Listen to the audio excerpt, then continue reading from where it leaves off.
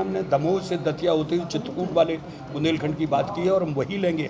इसको मैं पहले सिरे से इसको नकारता हूँ, इसका विरोध करता हूँ। किसी भी तरह से हम प्रयागराज को राजधानी बनाएं या प्रतापगढ़ को हम जोड़ें, हमें कौशाम्बी कानपुर देहात, हमें इससे क्या लेना देना है। हमारा बुंदेलखंड है, टीकमगढ़, छतरपुर, पन्ना, दतिया, दमोह, ये हमारा बुंदेलखंड का हिस्सा है। सागर और इधर ये आपके 7 जिले, 8वां जिला हो सकता है क्योंकि फतेहपुर हमारे नज़दीक है और फतेहपुर है, तो ये 12 वहाँ के, 8 यहाँ के 20 ज़िले हैं जो हमारा बुंदेलखंड है। और आप क्या, मैंने खुद लिख के भेजा है लेटर, आप चाहें तो आप पत्रकार मित्र से पूछ लीजिए। मैंने 2 प्रधानमंत्री और गृह मंत्री को लेटर लिख के कहा है कि अगर ये होगा तो ये विनाश होगा, ये बुंदेलखंड के साथ न्याय नहीं होगा। चुनाव के पहले क्या लगता है ये मुद्दा बन सकता है? अब देखिए, मैं कोई राजनीतिक पार्टी के किसी का रिप्रेजेंटेटिव तो हूँ नहीं। मैं चुनाव के पहले भी कहता आया हूँ, अभी भी कह रहा हूँ, चुनाव के बाद भी कहूँगा।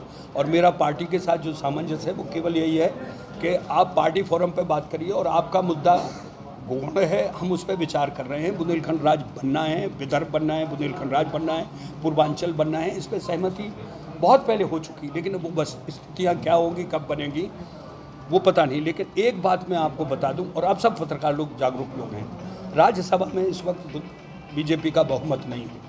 इस प्रस्ताव को बगैर राज्यसभा में पास किए इसकी संभावना है ही नहीं। और जो हमारे साथी थे वो किसी कारणवश हमें छोड़ के चले गए, शिवसेना आपको छोड़ के चली गई, श्रोमणी अकाली दल हमारे साथ नहीं, ममता इस वक्त घोर विरोध कर रही है छोटे राज्यों का, कम्युनिस्ट पार्टी घोर विरोध कर रही है, वहाँ पे जेडीयू उनका आज तेजस्वी विरोध कर रहे हैं। यहाँ पे आपका जिसने राज बनाया शिबू सोरेन का बेटा, अब वो छोटे राज्यों का विरोध कर रहे हैं, छत्तीसगढ़, झारखंड। तो जो परिस्थितियाँ हैं वो अनुकूल नहीं हैं राज्यसभा में। और ऐसी स्थिति में अगर हम कोई भी प्रस्ताव लेके आते हैं, वो भी 5 करोड़ बुंदेलखंड वासियों का, तो वो देश का प्रस्ताव नहीं। आप कहेंगे कि बाकी प्रस्ताव तो पास हो गए, तो उसमें पूरी देश की समस्या का वो था, इसमें नहीं है। उसमें एक हिस्से की समस्या है और वो भी 2 प्रदेशों के भूभाग को बांटने की है, तो आप जानते हैं उसमें कितनी कवायद है। लेकिन फिर बुंदेलखंड राज्य के लिए एक सहमति है और वो सहमति बनी है। अब जब हालात जैसे होंगे तो उस वक्त वैसे होंगे। हम तो सबसे कहते हैं कि सारी संगठन मिलके एक जगह आए। मैं चलने के लिए तैयार हूँ, मैं दिल्ली जहाँ आप कहें वहाँ चलने के लिए तैयार हूँ। बुंदेलखंड राज्य को लेकर एकता बनाएं और एक मंच पर आके करें काम, हम तैयार हैं। नहीं, हम विरोध कर रहे हैं उसका। राज्य पुनर्गठन आयोग करने का मतलब है 5 साल के लिए हमें एक झुंझुना पकड़ा दिया जाएगा, फिर वो विवेचना होगी, कमेटी बनेगी, फिर झांसी बैठेंगे, फिर चंदेरी बैठेंगे, चित्रकूट बैठेंगे। 5 साल तक हमें लटका। उसकी ज़रूरत तब थी जब हमारी टेक्नोलॉजी इतनी डेवलप नहीं थी, इसलिए पुनर्गठन बने थे। अब आपको जो भी सूचना चाहिए गांव देहात जाने की ज़रूरत नहीं, कंप्यूटर पे अवेलेबल है। हमने उसका विरोध किया और सरकार राज्य पुनर्गठन आयोग की बात ही नहीं कर रही है, सिर्फ राज्य की बात कर रही है। और 3 राज्य हैं, उसमें गोरखालैंड और विदर्भ, वो भी कूट, और फिर हमीरपुर और उरई। अब झांसी की तो आज मुझे पता नहीं, आज मिलूँगा सबसे तब पता चलेगा। लेकिन ललितपुर सबसे ख़राब स्थिति में है। ललितपुर में रेजिस्टेंस भी है और मुझे लगता है कि ललितपुर में कहीं प्रशासनिक व्यवस्था से कमज़ोरी चूक हुई है। अभी तक ललितपुर की जागरूकता टीकाकरण को लेकर इतनी अच्छी नहीं है। मैं जनता से यही कहता हूं कि इस अंधविश्वास को छोड़ें। ये बहुत भयानक बीमारी है, इससे कोई बच नहीं सकता। अगर घर में एक आदमी बीमार है तो वो पूरे परिवार को बीमार करेगा, फिर गांव शहर बीमार होंगे। ऐसी स्थिति में केवल एक ही चीज़ है कि हम टीका लगाएं और खुद भी सुरक्षित रहें और अपने परिवार, अपने गांव देहात को भी सुरक्षित रखें। हमारी कोशिश ये होती है कि हम प्रधान को लेकर, वीडियो को लेकर, सचिव को लेकर, समूह की महिलाओं को लेकर हम उनसे चौपाल करते हैं, चर्चा करते हैं और उनकी जो तकलीफ होती है वहाँ के प्रधान से लेकर हम ये कोशिश करते हैं कि उन तकलीफ़ों का किसी तरह से समाधान हो।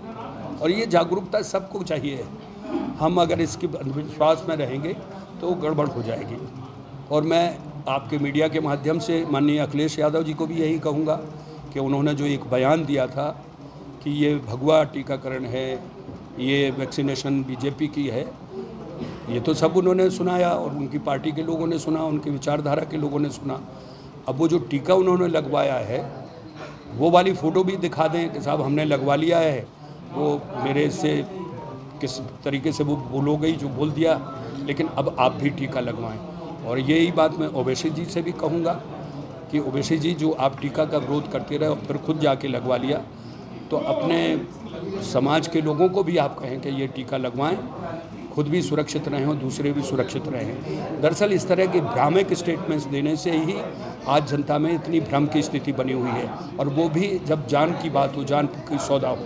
तो इन दो पार्टियों से मैं यही विनती करूंगा, और ममता बनर्जी से, वो खुद भी नहीं पहले विरोध कर रही थी, अब खुद भी लगवा दिया। तो विरोध की स्थिति जहाँ वहाँ विरोध करें, आदमी के जान पर विरोध ना करें, यह हमारी विनती है। एमपीपीएससी की पूरी तैयारी मध्य प्रदेश के सबसे सफल टीचर लक्ष्मी शरण मिश्रा जी के मार्गदर्शन में। ज्वाइन करें सिविल सर्विसेज क्लब का एमपीपीएससी सुपर 100 बैच। साल भर का ये ऑफलाइन बैच 1 जुलाई से भोपाल में शुरू हो रहा है। इस बैच में सीटें हैं केवल 100, साल भर की फीस है केवल 30,000 रुपए और एडमिशन होंगे 1 जुलाई 2021 को सुबह 7 बजे से। कॉल करें 7747068666 पर।